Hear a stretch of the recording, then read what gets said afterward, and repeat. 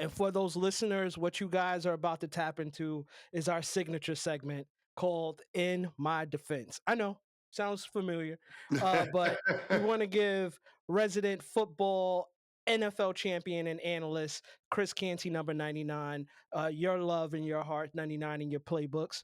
But we want to make sure that he gets a chance to just sound off. So can you tell these people how you feel about this Joe Burrow situation with the Bengals? Listen, I hate Joe Burrow being out for the season.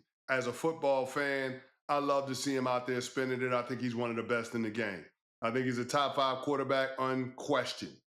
Now, when it comes to the conversation around Joe Burrow being elite, I struggle with that. I do. Because in this league, we got a couple of different ways to measure being an elite player. You got an all-pro, you got an MVP, or you won a Super Bowl. You got to have one of those 3 things to be considered elite. Joe Burrow ain't done none of that. And on top of that, in 3 of the 6 seasons that he's played in, he's ended up on IR.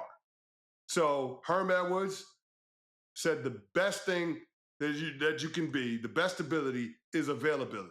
And too often, Joe Burrow is not available for his team. Now, I don't think all of that's on him. I do think a big portion of Joe Burrow and the injury history has to do with the Cincinnati Bengals and their inability to be able to put the requisite pieces around him to keep him protected.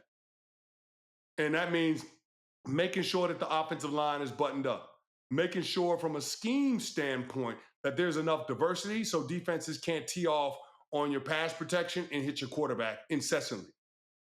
Those are the things that the Cincinnati Bengals as an organization leave a lot to be desired, right? I mean, Joe Burrow over the last several years has spent more time in shotgun than every other team in the National Football League except for the Washington Commanders. And if you look at the Washington Commanders, how's that working out for their quarterback, Jaden Daniels, who's also dealing with a knee injury? Staying in shotgun for the majority of the snaps only makes your quarterback a sitting duck because 11 sets of eyes on the defense can see the ball at all times. There's no deception. There's no uncertainty in terms of the play that's coming at you. And for me, that's a big part of the issue. So Zach Taylor, the head coach, deserves a lot of blame for what's been happening with Joe Burrow over the last several years and dealing with these injuries. And then on top of that, the offensive line, even though the organization has tried to put resources in it, they haven't fixed it.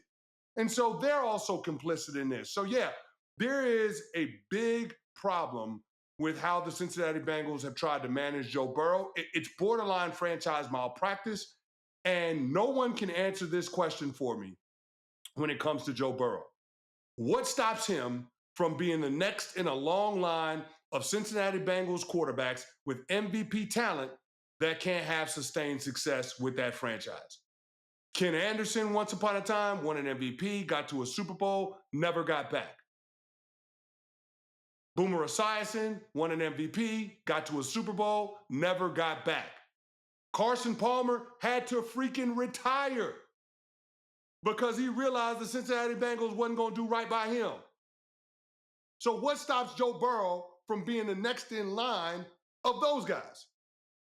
And so when we have the Joe Burrow conversation, a lot of me fading whatever Joe Burrow is capable of accomplishing is a lot less to do with Joe Burrow's talent and a lot more to do with the circumstances around it. In my defense.